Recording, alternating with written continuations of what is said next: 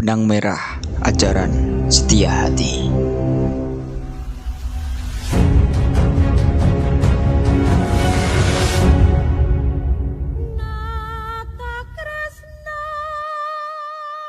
Assalamualaikum warahmatullahi wabarakatuh. Seringkali kita melihat fenomena yang menarik perhatian di bulan Suro atau bulan Muharram saat para pendekar setia hati melakukan laku tirakatnya pada malam tahun baru Hijriah.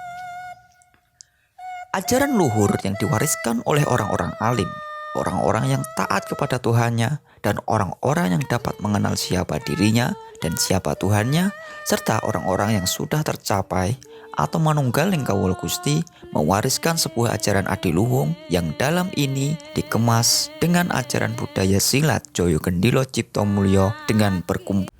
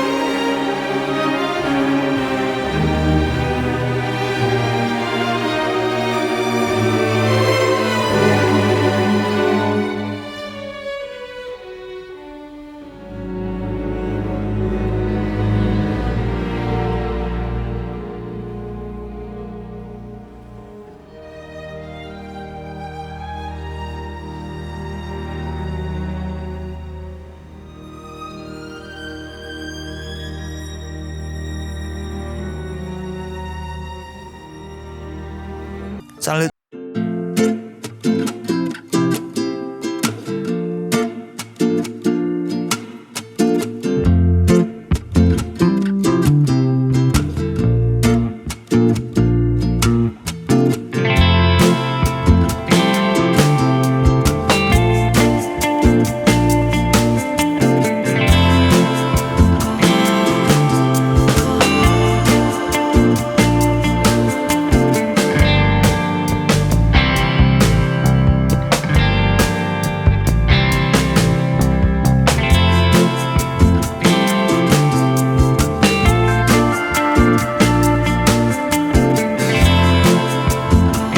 bisa diangkat ke langit. Hijrahnya Nabi Muhammad SAW dari Makkah ke Madinah, kemenangan perang Khaybar saat umat muslim bersatu padu melawan musuh, pemakaman Umar bin Khattab yang dibunuh oleh Majusi bernama Abu Lu'lu'ah, dan masih banyak peristiwa besar lainnya.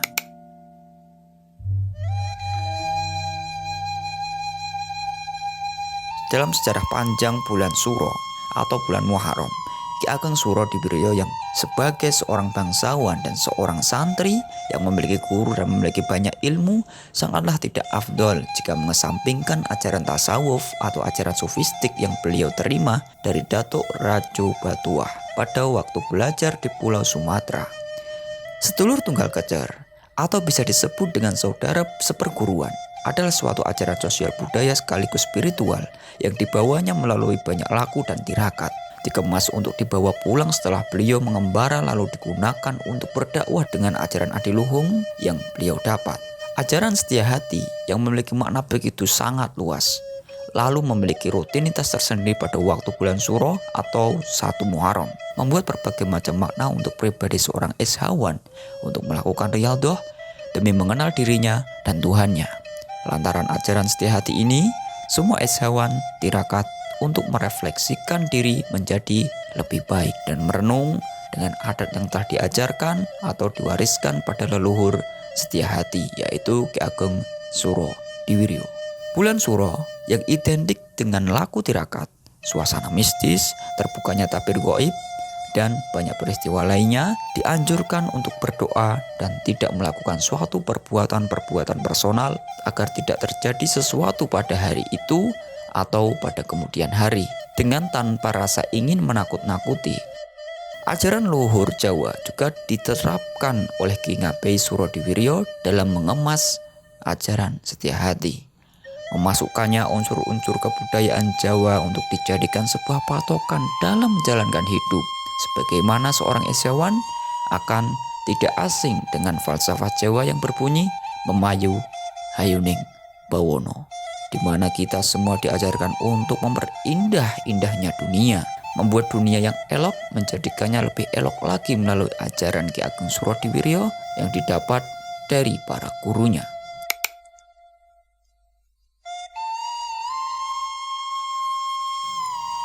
Ki Ageng Surodibiryo seringkali merangkul para pemuda-pemuda untuk menjadi orang yang berani dan gigih serta membangkitkan jiwa nasionalisme pada saat itu. Yang saat itu adalah zaman di mana manusia dikuasai oleh kolonial Belanda yang merampas kekayaan Ibu Pertiwi, Nusantara. Beberapa di antara aksi heroik yang dilakukan oleh Ki Ageng Surodibiryo adalah mendidik rakyat yang pada saat itu belum banyak sekolah. Dunia pendidikan masih dimiliki oleh para penguasa dan hanya bagi kaum konglomerat dan ningrat. Selain itu, Ki Ageng Surodibiryo juga seorang polisi yang berpangkat sersan mayor yang selalu berani melawan pelaut-pelaut asing di Surabaya dan masih banyak peristiwa heroik lainnya. Ki Ageng Surodibiryo sadar betul pentingnya wadah yang beliau buat untuk masa depan bangsa, melestarikan budaya, memperkaya khazanah kebangsaan, serta memperindah bumi pertiwi Indonesia. Setiap situasi dan kondisi memiliki problematikanya masing-masing. Sebagaimana setia hati yang beliau rintis di zaman penjajahan di mana sempat dibubarkan, akhirnya kembali bersinar lagi. Lingkungan yang kurang berpendidikan masih saja dipandang sebelah mata.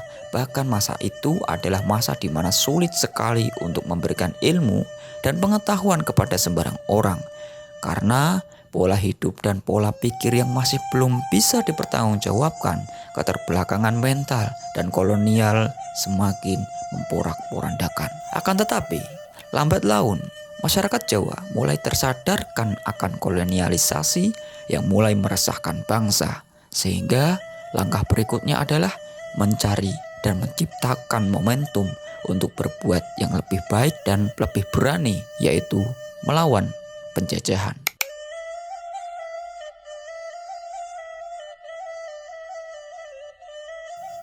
Gerak lahir luruh dengan gerak batin.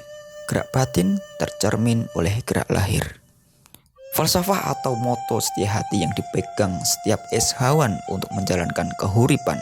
Golek sangu urip ora lali golek sangu mati, yang dikatakan oleh Raden Mas Imam Kusupangat. Ajaran SH memberikan sumbangsih yang sangat besar terhadap bangsa Indonesia, bahkan hingga sampai ke mancanegara, menurunkan berbagai banyak wadah yang memberikan warna-warni di setiap masing-masing daerah.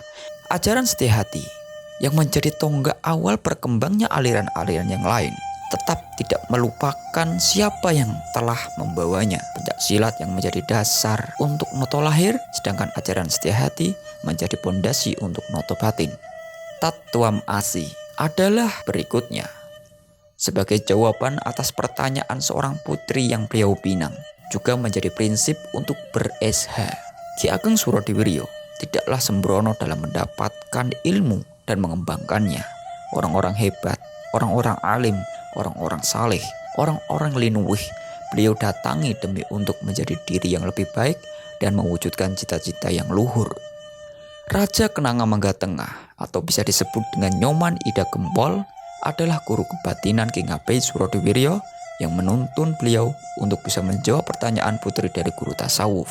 Dengan begitu, pertanyaan siapakah Mas Dan ini yang awalnya beliau tidak bisa menjawabnya, pada akhirnya telah beliau jawab dengan mudah dan tepat dengan kalimat Tatuam Asi, yang berarti dia adalah engkau, engkau adalah dia.